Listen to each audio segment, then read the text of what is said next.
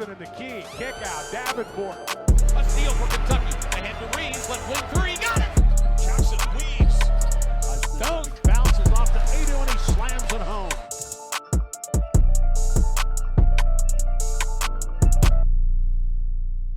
All right, welcome back to another episode of the Student Section. Bad news, in my last episode I posted, my Christmas episode, if you haven't watched that, go back and watch it. It was a pretty fun little episode. But I did say that in this episode we were going to be doing power rankings.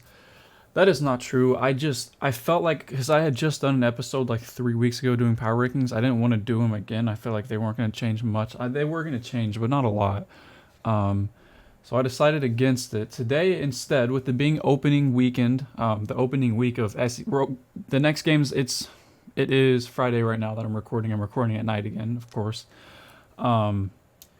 SEC play starts tomorrow, Saturday. It is opening weekend, so I'm going to cover every team's first game. Now, I will say once we get into the actual further into SEC play, I'm not going to predict every game. I'm going to cover the important games from the last week and then predict the important games coming up. So, like, for example, if this wasn't opening week, I wouldn't be covering Mississippi State versus South Carolina. I wouldn't do Auburn versus Missouri. I probably wouldn't do Vanderbilt versus LSU either, just as an example. But because with it being opening week, I'm going to cover every team. I don't think I have much I want to say. I don't know if I'm doing the top 5 this week either, which for those you don't know, top 5 is just the top 5 highlights of the previous week. Not sure if I'm going to do that or not. We'll see. If it's playing here in a second, then that means I did do it. If it didn't play, then that means I didn't do it. That's simple. But yeah, now that we're back, I feel like there was something else I wanted to say, but I guess I don't remember what I was going to say. Anyways, we're going to start off with the games on Saturday. We're starting off in chronological order. Let me make sure. Does every team play Saturday? Is 1, 2, 3, 4, 5, 6, 7, 8. Yeah, every team plays Saturday. Okay. So I guess we'll just cover the weekend games, and then on Tuesday and Wednesday, I'll just cover the important games. Oh, I remember what I was going to say. I'm glad now that we're in SEC play, because now there's not games every day of the week. It's going to be a lot easier to keep up with basketball since I don't have to, try and watch every single night. There's just kind of, throughout the day, watch every game. But with that being said, we're starting off with the very first game. I think it's weird that this game is at 10 a.m. considering it's I would say it's one of the more important games. Just in terms of, I don't know, just competition. It's Florida versus Kentucky. Number 6 Florida versus number 10 Kentucky. Obviously, Florida's undefeated right now. Kentucky's 11-2, I believe. So I think Kentucky's losses were unranked Syracuse, I believe, right? Was it Syracuse? Who did they lose to? They lost to...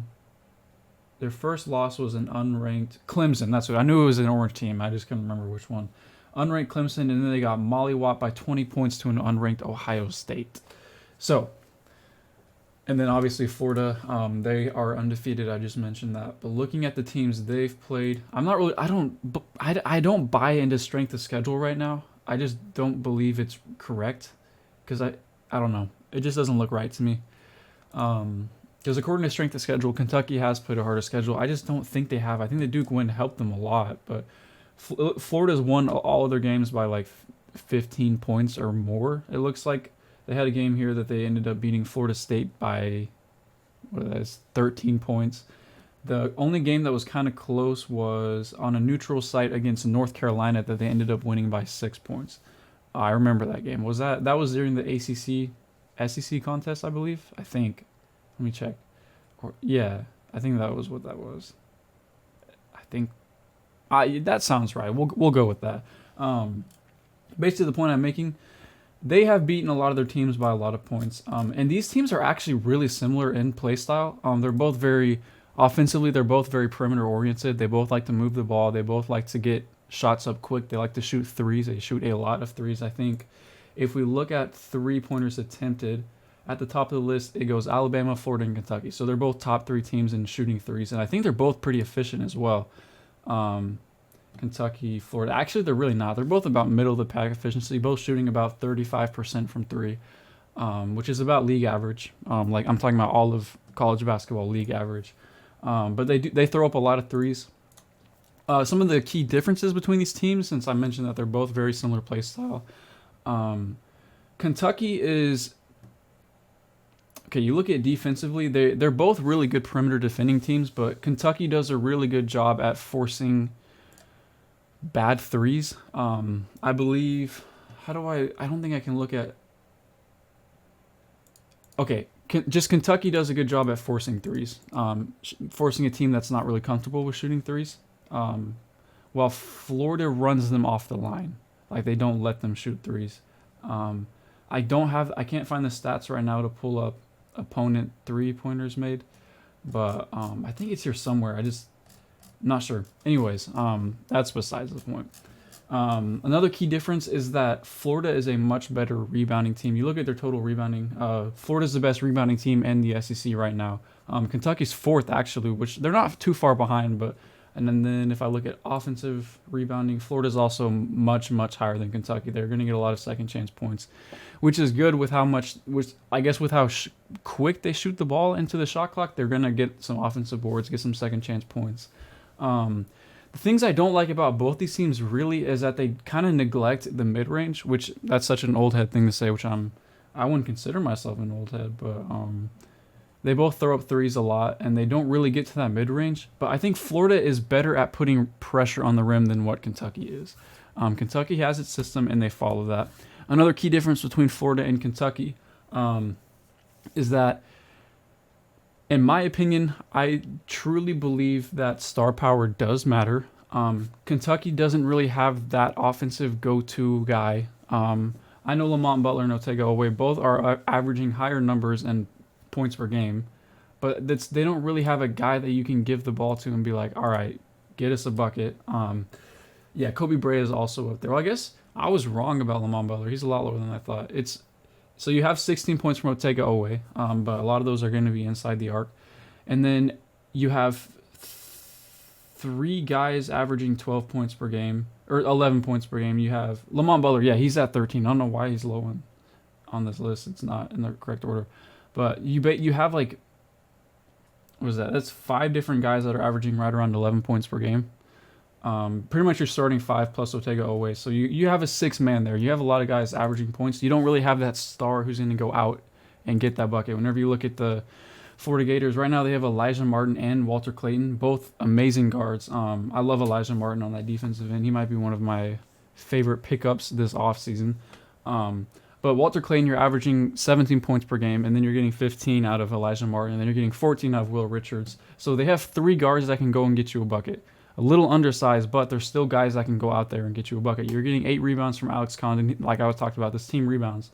You get, sorry, my second screen just pooped. From Ruben, I'm not even going to pronounce his name, Chinyelu, say that's correct. He's averaging 7 rebounds per game. And then you're getting 6 out of Thomas Hoff. I don't know. Basically, I mentioned this in my last episode. I don't remember when it was, or it might have been my power rankings episode. Kentucky relies pretty much entirely on the system that Mark Pope runs for them. They don't have much reliance on an ISO type like star power. Like I mentioned, teams offensively rely on the system and star power. Kentucky is really high in system, really low in star power, and I think Florida's a really good balance. They have a really good offensive system, and they have the scores to, if the system isn't working properly, then they can go out and do that. We saw Ohio State shut down Kentucky because they learned the system. Anyways, with that being said, my pick for this game is Florida. I don't know what the official spread is. Kentucky's actually favored because it is a home game. I think I'm going to take Florida. No, I know I'm going to take Florida. And I think, so the spread right now is 1.5, favoring Kentucky, like I said. I think Florida wins by 6 to 9 points. I don't think it's going to be that as close. I think it's going to I think they're going to be leading by like 13 with like 4 minutes left to go, and they're going to start doing the whole foul game, taking shots like that. And I think Kentucky will make a little tiny bit of a comeback, but I think Florida wins by like 6 to 9 points, just based off of I think they have a better interior presence, and they have the star power to outmatch Kentucky. So that's the first game. Next game is Georgia versus Ole Miss. I like the paint presence you get from Georgia, but I just think Ole Miss just in general is going to be a better team. Let me look. So their offensive rating for Ole Miss is towards the bottom. Georgia actually has a better offense, and then Georgia has a better defense as well. Their net rating is going to be higher as well. They're the 7th net rating, while Ole Miss is actually a lot lower, down to 13. Another difference is that you look at Ole Miss and Georgia are both slower paced teams. They're both going to be that grinded out, not really top heavy type of teams. They're not going to go out and just shoot a whole bunch of points. Obviously, with Ole Miss, we have the standout freshman, Asa Newell, at 15 points, 7 rebounds. Dakota LeFew at 13 points, and Silas Dimmer also at 13 points. You're getting 3 assists from both of your guards right there. Tyron Lawrence is also giving you 3 assists. They're going to be Ole Miss is really good, or that Georgia is really good at moving the ball. They're a team type of, they play well as a team. There's chemistry there. You can see the chemistry there. Obviously, Ole Miss has that as well. Ole Miss being the ranked team here. If I look at the projections, there is no spread for this game. The only game that has an actual betting spread right now is Kentucky and Florida. Let me look. So with Ole Miss, they have lost by 2 points to Purdue, which is a really good team. That's the same Purdue team that went out and beat Alabama. But that was also a neutral site game. And then they lost by 17 points to Memphis. That's a weird one. That's a really, really weird one. What day was that? The 28th? So not New Year's. Was that Sunday? Is that a Sunday or Monday? I don't know if this game happened before or after this current rankings come out, because Ole Miss is ranked right now. I'm just not sure when this came out. But yeah, this Memphis is a good team, but them losing by that much is a little scary, especially since that was their last game. But that could be, an added motivation to this Ole Miss team. Georgia right now, they've won. They're on a 7-game winning streak. The last game they played, they beat South Carolina State by only 7 points. They beat Grand Canyon by only 5 points. They beat St. John's by only 3 points, and then they ended up losing to Marquette, which is a good team. I'll give them that. And then their opening night game against Tennessee Tech, they only won by another 5-point game. This team, I would say, it's weird that their offensive rating is so high. I don't feel like it is. Okay, so they have a lot of 50-point wins against really bad teams. 40-point win here. 60-point win here. Well, 50 points. It's 51 points. 40 or 21 here. So they get big wins over bad teams, but whenever they play any team that's any sort of power 4 school, which I guess is not power 5 anymore. I just learned that the other day. It's just they're not as competitive against better teams, it's definitely going to scare me for this game. Whenever you look at Ole Miss, who has Sean Padula has been absolutely amazing this year. Jalen Murray's also been really good this year. I like what you're getting out of Matthew Morrell, even though I kind of expected more out of him, but you're still getting good production out of him. Malik D has been all right for you as well. But I don't know. I think this is another game that goes in. I think I'm just going to take the favorite Ole Miss. I'm going to take them by 12 points. I think they win by 12 points, if not more. I could see it getting upwards of 20, if not more than 20. But I'm definitely going to take Ole Miss by at least 12 points. I think they could score more than that. But that is that. Okay, so moving on to the next game, we have Arkansas versus Tennessee. In my opinion, looking at the games, this might be one of the better games. Obviously, you have Oklahoma, Alabama, and then Florida and Kentucky is another good game. I think this one's going to turn out being a little better than people think. You have Tennessee, number 1 seed team in all of college basketball in the AP polls. I don't think they should be number 1. I think they should be number 2. I think everyone knows Auburn is the best team right now. But that's besides the point. So looking at Tennessee, with their 7th rated offense in the league, but they have the number 1 defense, and they have the number 1 defense by far. The only team that's close to them is Florida with the 2nd best defense in the league, which I forgot to mention. Florida is the 2nd best defense. Kentucky is the 5th worst. So do with that information what you want. But looking at this Tennessee team, their strength of schedule is just barely better than Arkansas. So the fact that they're undefeated is a telling sign since they have very similar strength of schedules right there. But then you look at, okay, so pace. Neither of these teams are going to be, okay, so Tennessee is the slowest team. Arkansas is a fast team. That's going to be one of the biggest differences in this game, in my opinion, is just the pace on both sides. Tennessee is a much more physical, rough-it-out team. I wouldn't say dirty. They're just going to play a lot harder than Arkansas would. I think the main difference, I know Tennessee is also missing some depth right now, but Arkansas does not have any depth. Kentucky's a good team at they're a good team at like defending and putting guys with their physicality offensively. They put guys in foul trouble. But you look at Arkansas, I believe they are personal fouls. Arkansas has both them and Tennessee, they don't foul people. So this will be a good defensive game where you're not going to see much fouls, but it will be physical with Tennessee. I think Arkansas's perimeter defense will be pretty physical as well. I think Arkansas's perimeter defenders are going to give Chaz Lanier and Zakai Ziegler a hard time, and it's going to go the opposite way too. I believe that Tennessee's perimeter defenders, Jemai Meshack and then Zakai Ziegler guarding DJ Wagner and Boogie Flan. I don't know if John L. Davis is going to be healthy. If he is healthy and playing in a healthy manner, that will definitely that'll definitely give them an increase. But I think both ways, the perimeter defense is going to be a struggle for both teams. I think so Arkansas is going to, looking at three-point, I'm trying to figure out how to word this. Arkansas doesn't rely on the three-point shot. Tennessee doesn't really rely on it either, but whenever you have a guy like Chaz Lanier, you're going to get high three-point attempts. Tennessee's 10th in the league. Arkansas's 14th. But the thing is, they're both pretty efficient too. Arkansas is the third most efficient team from three. Tennessee's the 8th. They're only separated. Arkansas shooting 37%. Tennessee is shooting 35%. So they're not far off from three-point percentage. I think Arkansas is better at getting to that mid-range shot. So you look at effective field goal percentage, Arkansas is 3rd, Tennessee is 7th. So Arkansas overall is a more efficient team. You look at total field goal percentage as well. So Arkansas has 2nd field goal percentage in the league. Tennessee is once again 7th. And then talking about pace of play, Arkansas is going to get more shots up than Tennessee. Tennessee being the worst pace in the league, Arkansas being like the 3rd or 4th, I believe.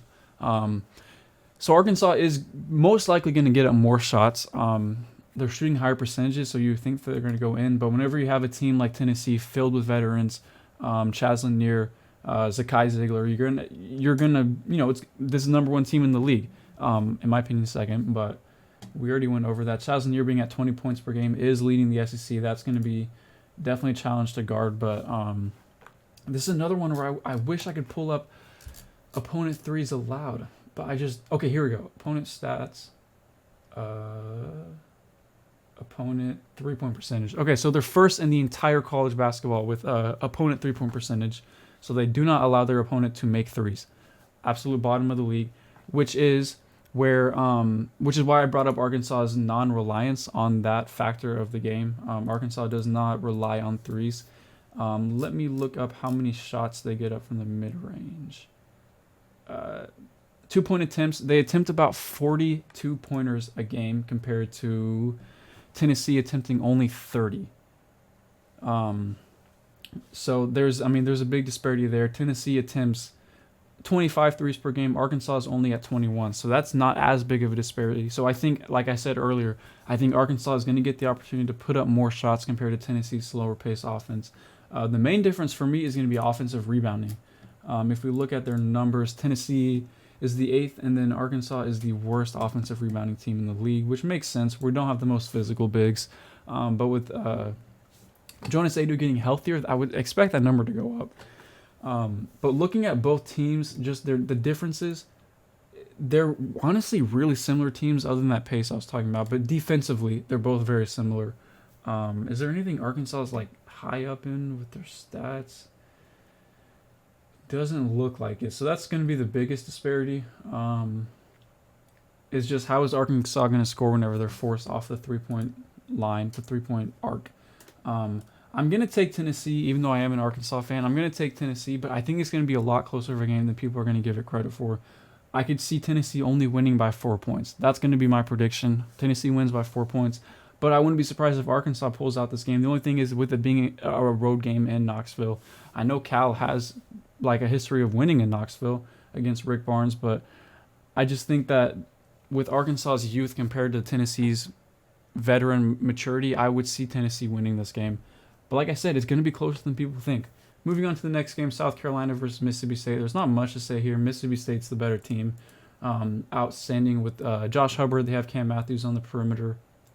Versus South Carolina, which at this point in time is basically, it's just the Colin Murray-Boyle show. You look at their offensive rating, South Carolina is the worst offense in the league.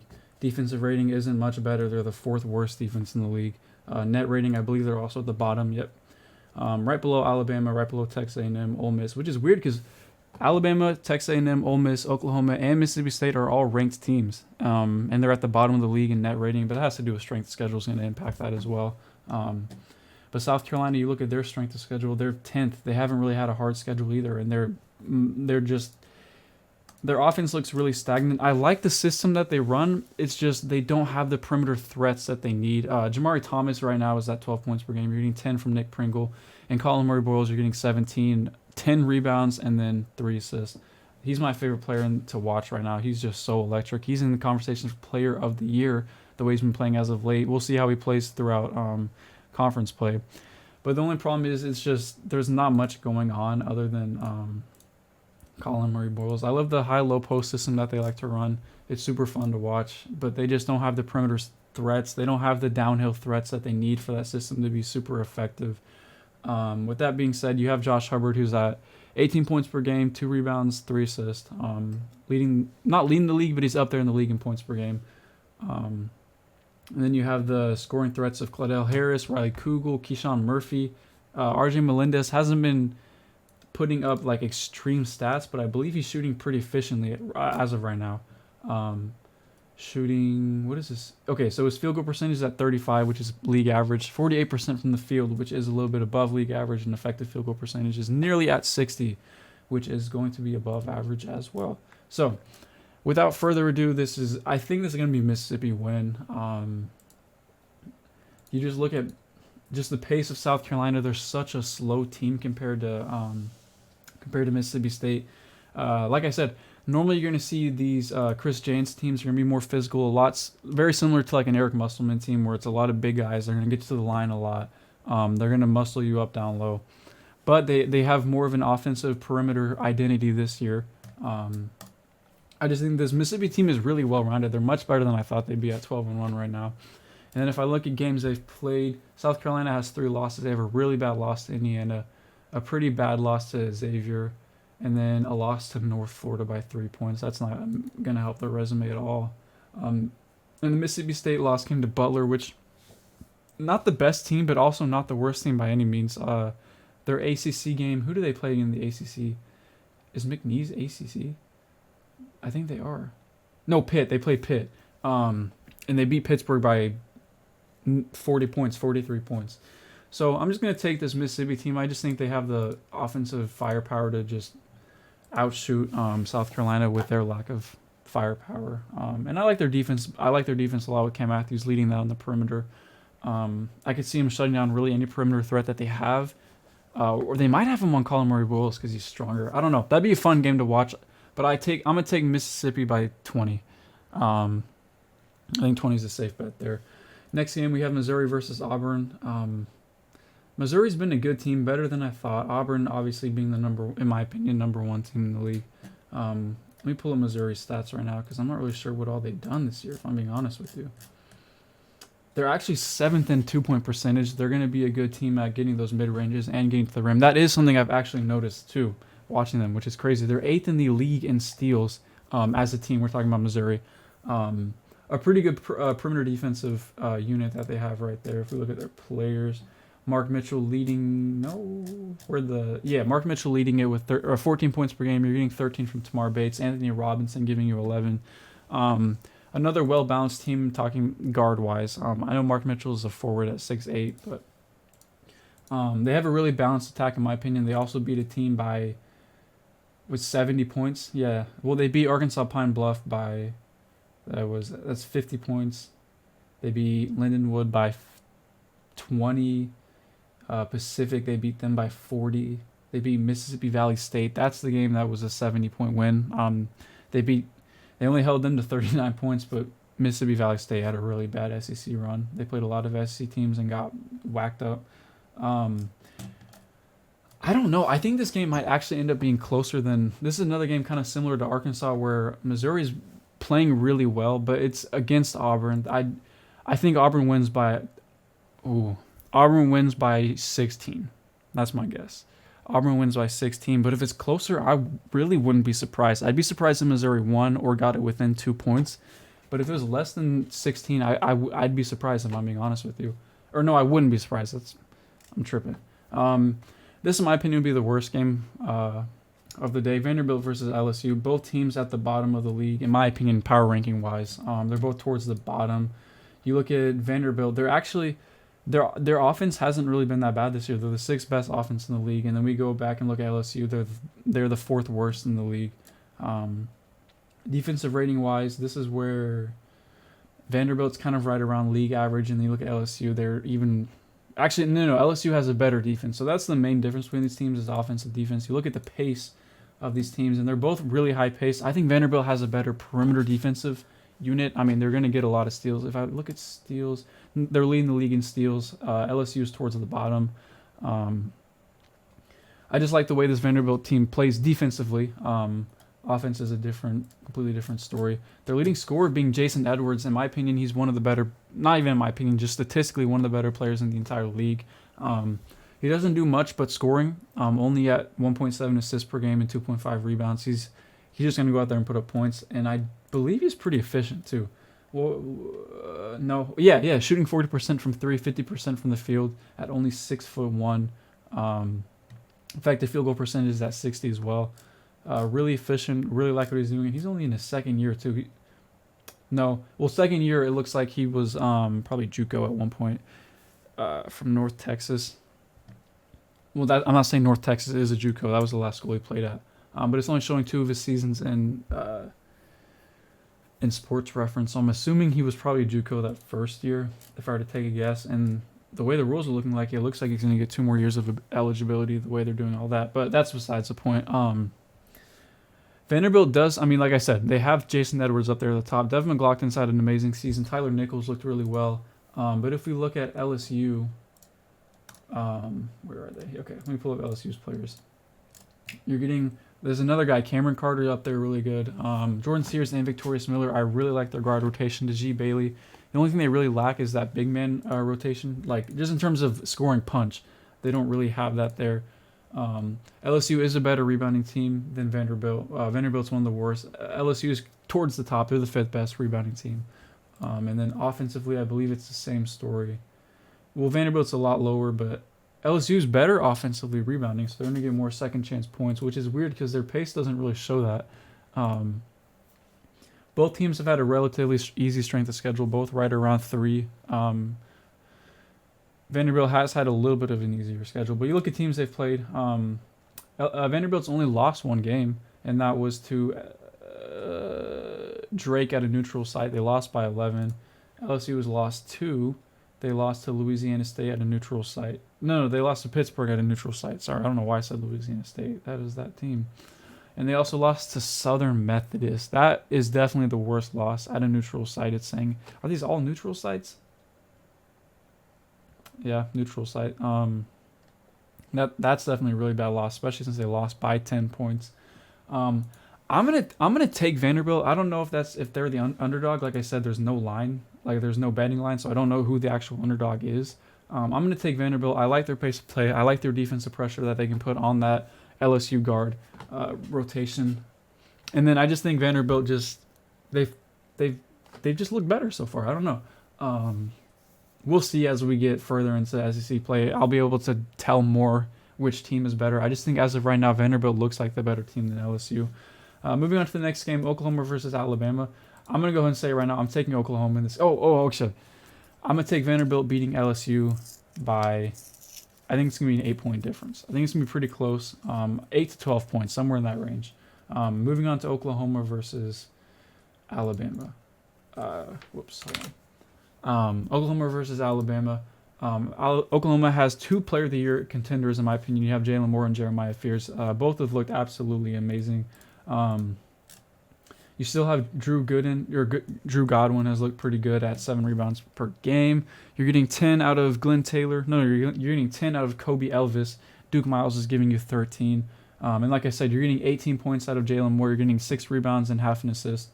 Jeremiah Fears is giving you 18 points as well. You're getting 3.5 rebounds and 4.5 assists. Let me look at some of these stats here for Oklahoma. I believe Oklahoma's 4th in 3-point percentage, and then they're not very high in attempts. They're very similar to Arkansas in that way, that they're efficient, but they're not shooting a lot of them.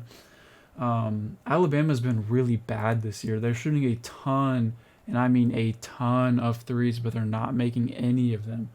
And that's going to be their system. Mark Sears he's been struggling.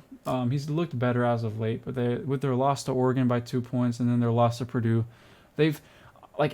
it's weird with Alabama because they had such high expectations, and the fact that they're not meeting them is a little scary. But Mark Sears got his averages back up. He's at 18 points per game, 3 rebounds and 4 assists for Mark Sears. Grant Nelson's looked amazing. LeBaron Filans looked really good, and Aiden Holloway off the bench has looked very, very good as well. And Latrell Wrightsell, obviously. This whole team, you go down the whole list, everyone's looked amazing for this team. Even Houston Mallett, who hasn't been looking like amazing, he's still giving you decent production for what he's like, for the minutes he's playing. You're getting 7 points out of Chris Youngblood off the bench. This team is super, super, super deep. They are so deep. It's so weird to me that they're not able to score or like look as good as you know that they could. And I think a lot of that is just the fact that the 3 isn't falling. I don't see that changing anytime soon, so I'm going to take Oklahoma. They just seem like more of the steady pick. And I'm going to take Oklahoma by 5. I feel like that's such a... I'm going to take Oklahoma by 2. I'm going to take them by 2. I think it's going to come down to the last shot. I think Alabama's going to have the last shot. They're going to miss. Oklahoma wins the game. And then Texas versus Texas A&M. I actually don't know who I'm going to take in this game. I wanted to say A&M. Obviously, they're going to be the more physical team, the better offensive rebounding team. But I think Texas has more firepower. A&M pretty much is just running Wade Taylor the 4th. Let me look. How many points are they getting as a team? Texas A&M is one of the second worst 3-point shooting team. Just figured I'd mention that real quick. While Texas is the number 1 3-point shooting team, and percentage-wise, Texas is shooting the least amount of threes in the league compared to A&M, who is the 4th least. So, I mean, they're both not shooting a lot, but Texas is a lot more efficient. Effective field goal percentage, Texas is also leading the league. Just regular field goal percentage, Texas is also leading the league in that statistic. So Wade Taylor is his average has dropped a little bit. He's at 16 points per game with 5 assists per game. Zurich Phelps, he's at 13 points, and then you're getting 10 from Henry Coleman, and after that, it just kind of stays steady around 7 to 5. And then who was Texas? Yeah, okay. So we have Trey Johnson, who's leading the league in points per game, not total points, but points per game. Like I mentioned, Chaz Lanier is leading in total points. But then Arthur Kaluma is giving you 14. You're getting 12 out of Jordan Pope. Kane Shedrick is giving you 10, along with 5 rebounds. You're getting 6 rebounds from Kendall Weaver, who is only 6'3". That's incredible. He's like a Josh Hart type guy. Arthur Kaluma is giving you 9 rebounds per game. So it's weird. I feel like this Texas team does have the players to physically keep up with A&M's physicality. Like Arthur Kaluma, Kane Shedrick, Kendall Weaver. These are all guys that are super physical. The only thing is, you need more production out of Tremont Mark, obviously. He was a guy who averaged like 16 points per game last year. He's only giving you 8. Now, he was injured for a lot of the year, but it's at the point of the year where you want to see that production rise. You don't want to just see him just sit still and not really do anything. This one's, it's weird. I expect Texas to put up more shots. I think Texas A&M's reliance on Wade Taylor's production has been hurting them. I mean, really in a lot of games. I'm going to go ahead and take... actually, this one's going to be really tough to pick because I could see either team winning by 10. I could see it being something like that. I could see Texas A&M going out and just hitting all their shots and winning by like 20 points with Anderson Garcia. Wade Taylor's putting up shots. Henry Coleman isn't a shooter, but then again, Texas, Tremont Markey could catch fire. Trey Johnson can have another, like how he was performing at the beginning of the year, and go out and score 30 points. This could really go either way. I think I'm going to go ahead and take the safe bet. Oh, this one's tough. I think I'm going to go ahead and take Texas. I'm going to take Texas. I think they're going to go out there and shoot better than A&M. I think A&M needs a wake-up call after. I mean, they lost their first game to UCF. And then they also had lost pretty badly to Oregon. Oregon's beat a lot of SEC teams. That's crazy. And then, I mean, I don't know. Texas A&M is coming off a really good game. They just won by 40 points. If we look at Texas's last game, who'd they just play? They're also coming off a big win. They're a 30-point win against Northwestern State. So both teams are coming into this game hot. I'm going to take Texas's offensive firepower over A&M's physicality and offensive rebounding. So those are my picks for this week. I've been talking a long time. I've been going on for so long. I'm going to look at some other big games. Tennessee versus Florida. I think Tennessee's going to win that. I think Georgia's going to... No, I think Kentucky's going to beat Georgia. Auburn's going to beat Texas. Mississippi State is going to beat Vanderbilt. Actually, I'm going to take Vanderbilt in that game.